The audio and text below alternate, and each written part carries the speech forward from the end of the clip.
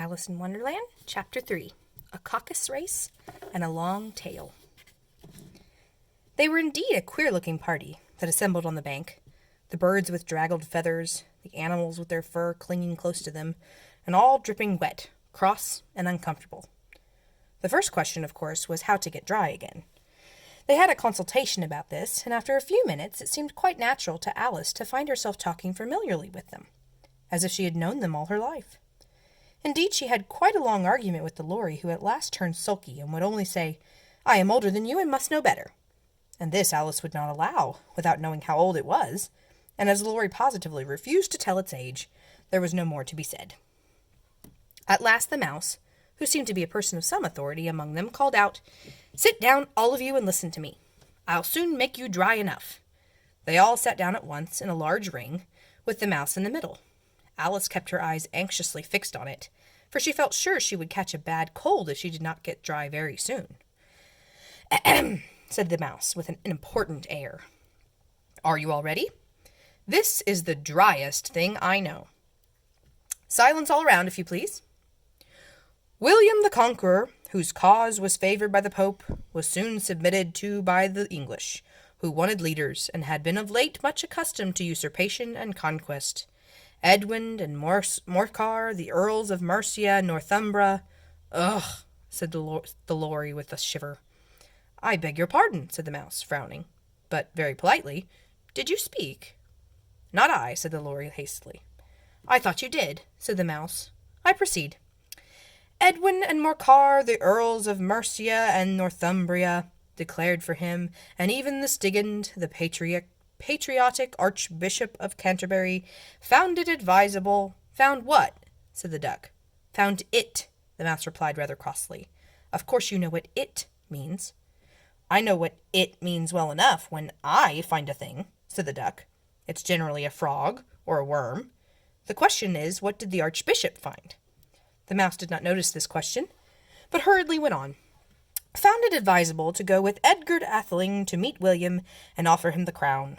William's conduct at first was moderate, but the insolence of his Normans— How are you getting on, my dear?" it continued, turning to Alice as it spoke. "As wet as ever," said Alice in a melancholy tone. "It doesn't seem to dry me at all." "In that case," said the Dodo solemnly, rising to its feet, "I move that the meeting adjourn, for the immediate adoption of more energetic remedies." "Speak English," said the Eaglet. "I don't know the meaning of half of those long words, and what's more, I don't believe you do either." And the Eaglet bent down its head to hide a smile. Some of the other birds tittered audibly. "What I was going to say," said the Dodo in an offended tone, "was that the best thing to get us dry would be a caucus race." "What is a caucus race?" said Alice. Not that she wanted much to know, but the Dodo had paused as if it thought that somebody ought to speak, and no one else seemed inclined to say anything. "Why," said the Dodo, "the best way to explain it is to do it. And as you might like to try the thing yourself some winter day, I will tell you how the Dodo managed it.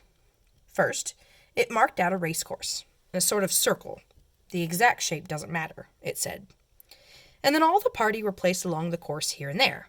There was no 1, 2, 3, and away, but they began running when they liked, and left off when they liked, so that it was not easy to know when the race was over. However, when they had been running half an hour or so, and were quite dry again, the Dodo suddenly called out, 'The race is over!' and they all crowded round it, panting and asking, 'But who has won?' This question the Dodo could not answer without a great deal of thought, and it sat for a long time with one finger pressed upon its forehead, the position in which you usually see Shakespeare in pictures of him, while the rest waited in silence. At last the Dodo said, 'Everybody has won, and all must have prizes.' 'But who is to give the prizes?' quite a chorus of voice asked. 'But why, she, of course,' said the Dodo, pointing to Alice with one finger, and the whole party at once crowded round her, calling out in a confused way, 'Prizes! Prizes!' Alice had no idea what to do, and in despair she put her hand into her pocket and pulled out a box of comfits. Luckily the salt water had not gotten into it, and handed them round as prizes. There was exactly one apiece all round. 'But she must have a prize herself, you know,' said the Mouse. 'Of course,' the Dodo replied very gravely. 'What else have you got in your pocket?' he went on, turning to Alice. 'Only a thimble,' said Alice sadly. "Hand it over here," said the dodo. Then they all crowded round her once more, while the dodo solemnly presented the thimble, saying, "We beg your acceptance of this elegant thimble." And when it had finished this short speech, they all cheered.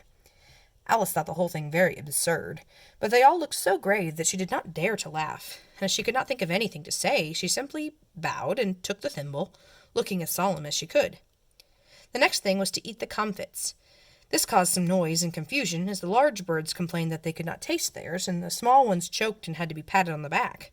However, it was over at last, and they sat down in a ring and begged the mouse to tell them something more.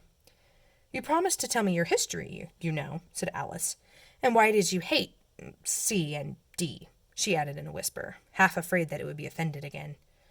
"Mine is a long and a sad tale," said the mouse, turning to Alice and sighing. "It is a long tale, certainly," said Alice, looking down with wonder at the mouse's tail. "But why do you call it sad?" And she kept on puzzling about it while the mouse was speaking, so that her idea of the tale was something like this.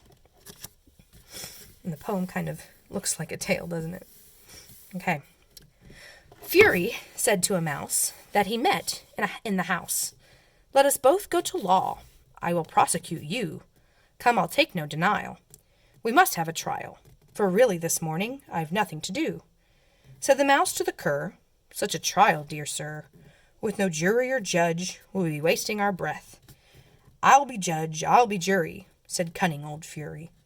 "I'll try the whole cause and condemn you to death." "You are not attending," said the mouse to Alice severely. "What are you thinking of?"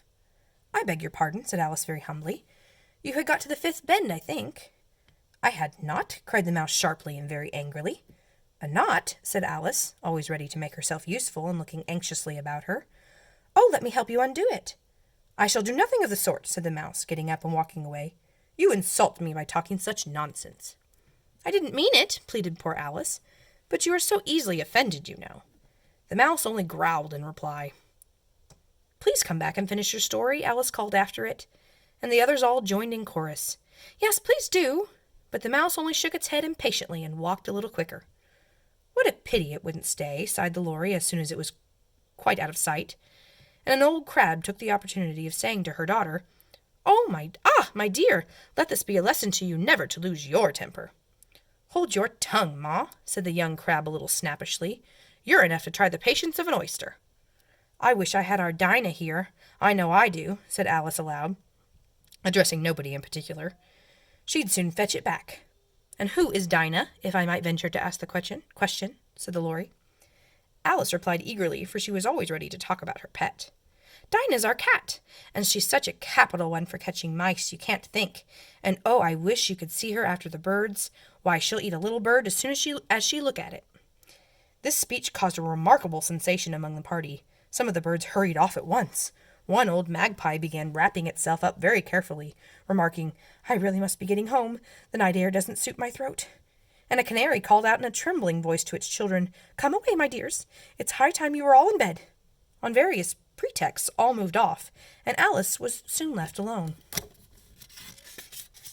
"I wish I hadn't mentioned Dinah," she said to herself in a melancholy tone. "Nobody seems to like her down here, and I'm sure she's the best cat in the world. Oh, my dear Dinah, I wonder if I shall ever see you any more." And here poor Alice began to cry again, for she felt very lonely and low-spirited. In a little while, however, she again heard a little pattering of footsteps in the distance, and she looked up eagerly, half hoping that the mouse had changed its mind and was coming back to finish his story.